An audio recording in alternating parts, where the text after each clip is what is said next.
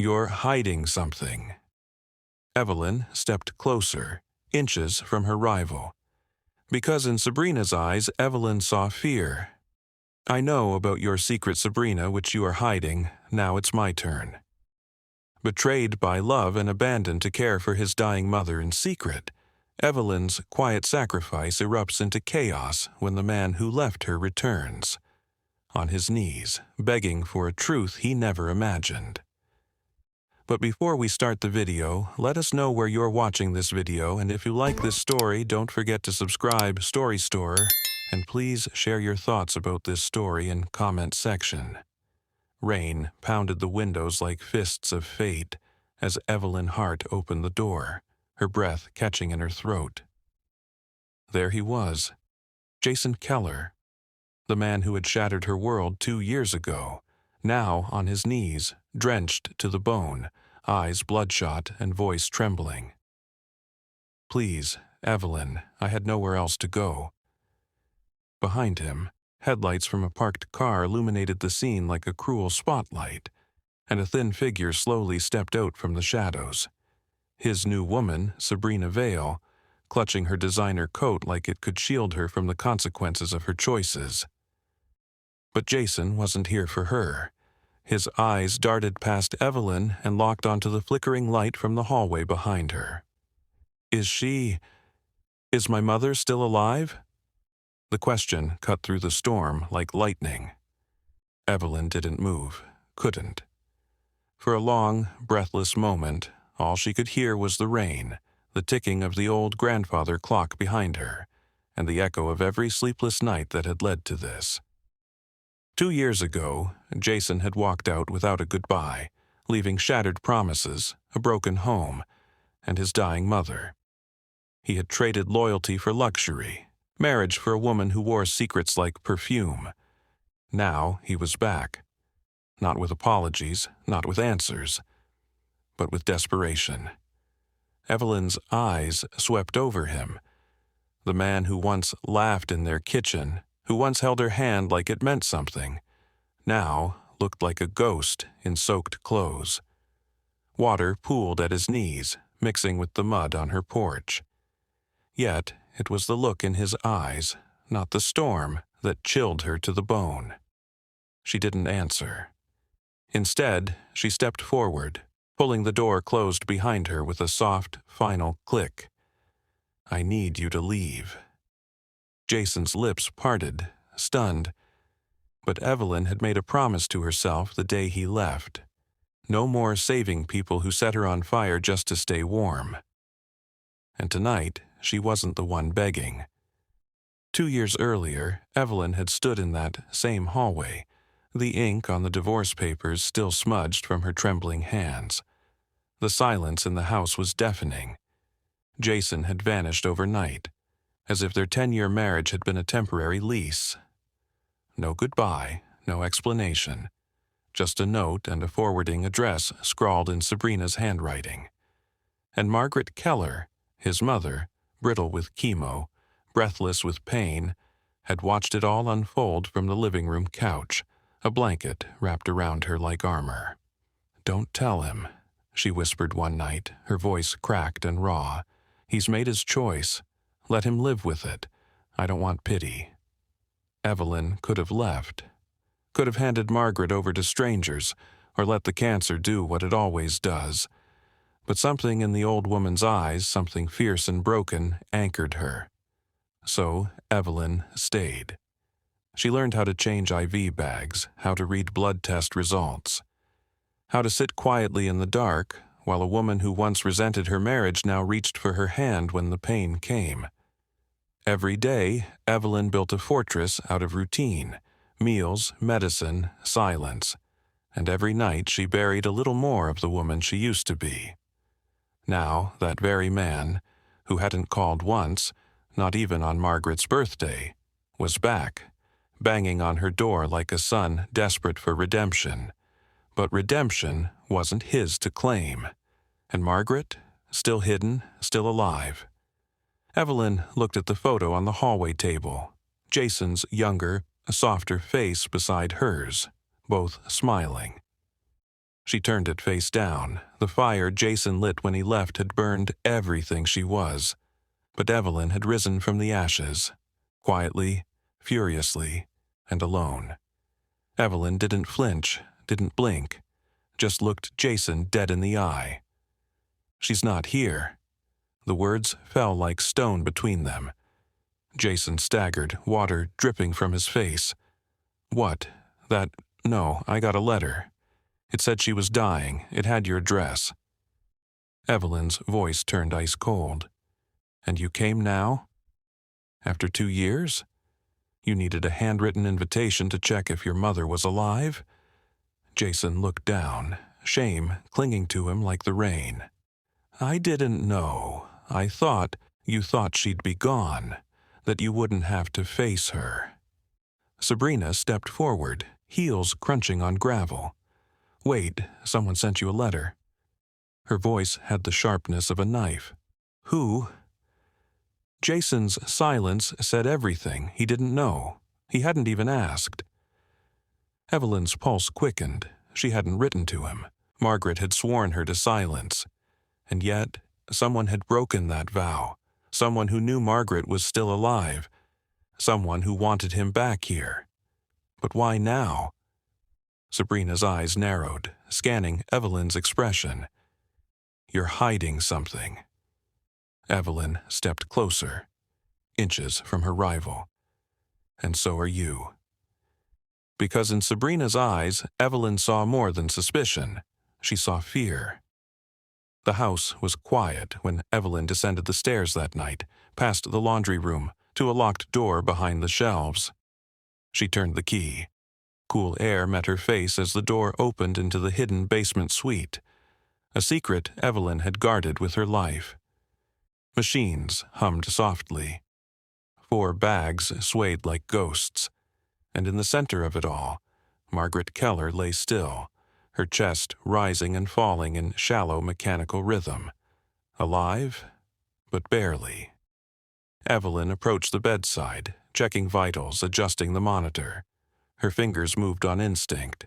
She had done this 1,000 times. Then she saw it. An envelope on the nightstand. No name, no stamp. She picked it up. The handwriting was shaky but unmistakable. Margaret's. Evelyn opened the letter, breath caught in her throat. "My son must know the truth. Forgive me for doing what I must." A lump formed in Evelyn's chest. Even in her frailty, Margaret had fought to reach him. Fought to bring him back into the fire Evelyn had worked so hard to survive. She looked at the old woman, once so fierce, now so still, and whispered, "What truth, Margaret?" But the machines only beeped in reply. Evelyn folded the letter, slipping it into her pocket. She had a secret room. A dying woman. A vow she had kept for years. Now someone else knew, and the walls were starting to crack. By morning, the storm had passed, but tension hung heavier than ever. Evelyn found Sabrina standing in her garden, heels sinking into the damp soil, her arms folded like armor. She was out of place among the hydrangeas, too polished, too pristine. "I know she's here," Sabrina said without preamble. Evelyn said nothing. "Jason spent the whole night crying like a child," Sabrina continued, eyes scanning the windows behind Evelyn. "He doesn't cry, not even when the baby died." Evelyn stiffened, so that was it. A chink in the perfect couple's facade. Sabrina smiled faintly, like a cat circling prey. "Don't worry. I'm not here to beg. I just want something in return for my silence." "What do you want?" Evelyn asked flatly. "A visit," Sabrina said. "Just me. Jason stays clueless. You let me see Margaret and I don't tell him she's alive." It wasn't a threat. It was leverage. Evelyn's mind raced. Sabrina didn't care about Margaret, not really. But she cared about something, maybe everything, Margaret could reveal. "Why?" Evelyn asked. "What are you afraid she'll say?" Sabrina's smile faltered. "I just want closure," she replied, too quickly. But Evelyn saw right through her. This wasn't about closure, it was about control. Sabrina needed something from Margaret, and she was terrified the dying woman would give it to someone else. Maybe Jason, maybe Evelyn. Evelyn stepped aside just enough to make her message clear. You get one visit, no more. Let the games begin. Later that day, while cleaning Margaret's room, Evelyn opened the drawer of the old nightstand, something she rarely touched. Inside was a worn Bible, pages yellowed and soft at the edges. She flipped through it, more out of habit than hope. Then she found them. Photographs, stacked neatly between the Old Testament and Psalms. Dusty, forgotten, but not meaningless. She paused at one in particular. Margaret, decades younger, smiling beside a man in military uniform. Not Jason, taller, leaner, kinder eyes. On the back, a message. To my only son who truly cared. Evelyn blinked, confused. Jason didn't have a brother. He never mentioned one. And Margaret? She'd spent countless nights sobbing about her only child. So who was this man? Evelyn dug deeper, uncovering more pictures. The two men side by side, one older, one younger. The mystery man always standing between Margaret and Jason as if buffering them. And in one photo, Jason, teenaged, arms crossed, frowning. Was this the family Jason had erased, or the one Margaret had hidden? Evelyn sat back, her chest tightening. This wasn't just about a bad marriage or a selfish son. This was about a family torn in half, stitched together with lies. She clutched the photo and looked toward the basement. If Margaret had hidden this son from Jason, why? What was so dangerous about the truth? And who else knew? Because if Evelyn had stumbled onto these photos now, it meant someone had left them behind, for her to find. A silent warning, or an invitation to dig deeper.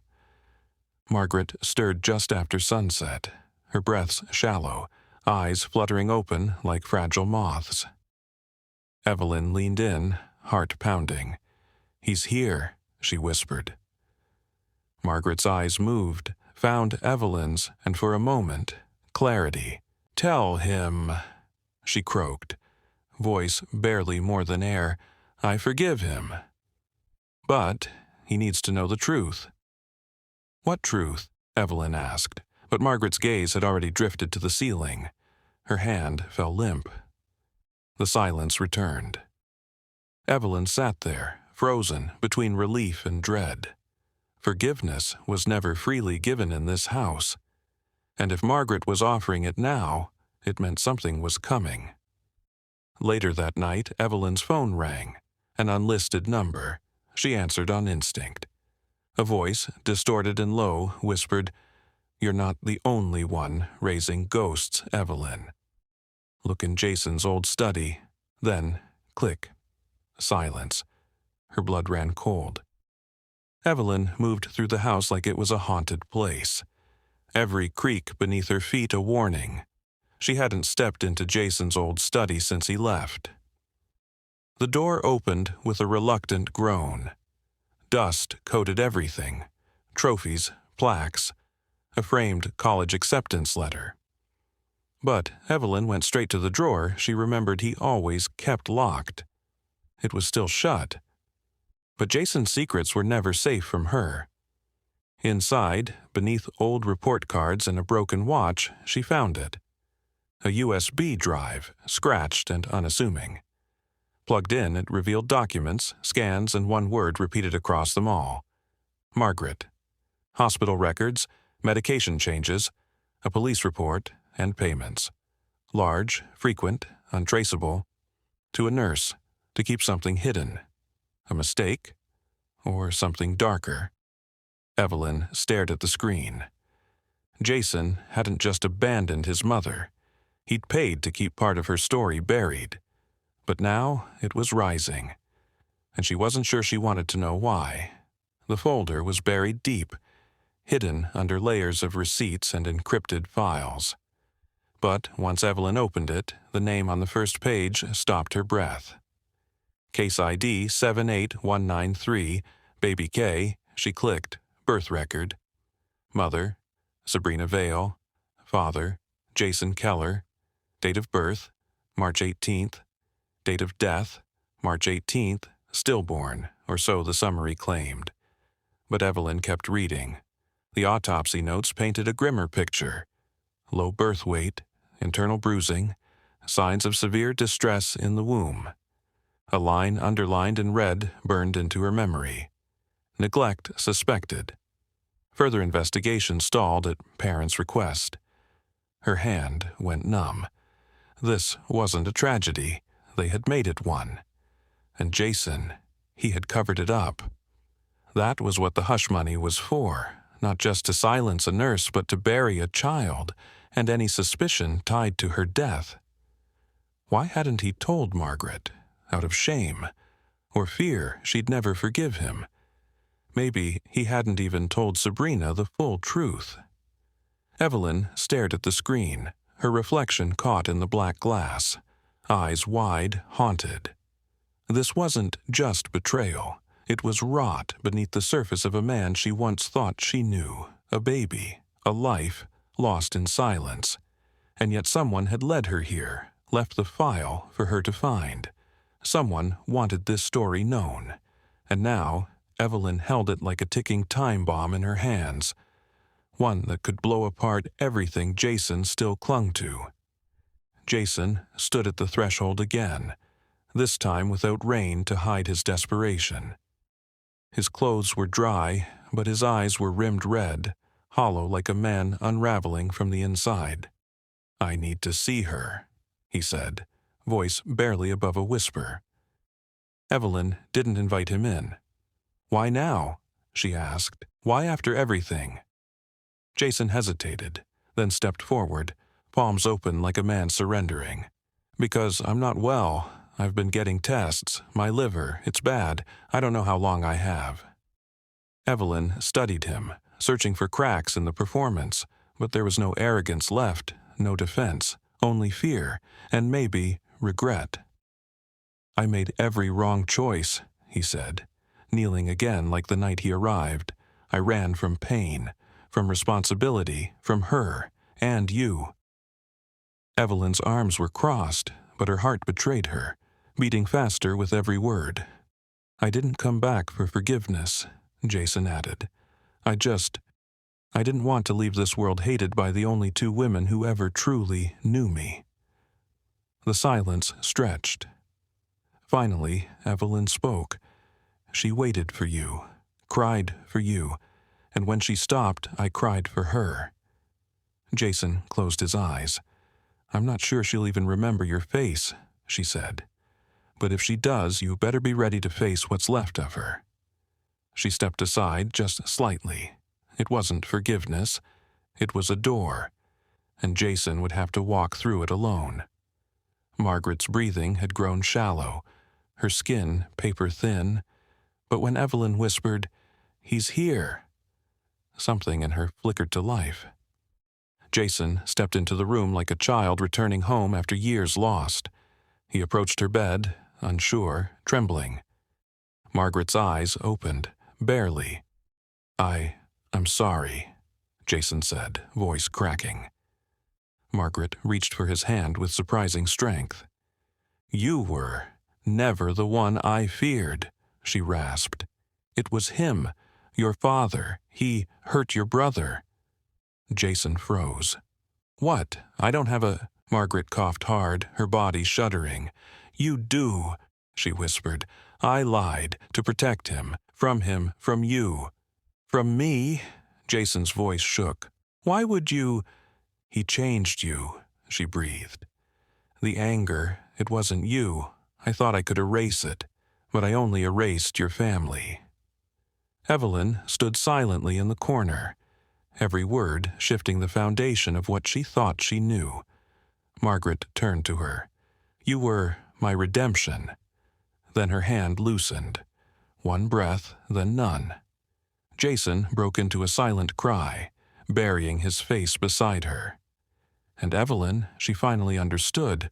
Some legacies are inherited, others are chosen. Weeks later, Evelyn opened her door to find Jason again, but this time he didn't speak right away. He handed her a sealed letter. "It's from him," he said. "My brother, I found him." Evelyn opened it slowly. "You don't know me, but I know you. Thank you for staying when no one else did.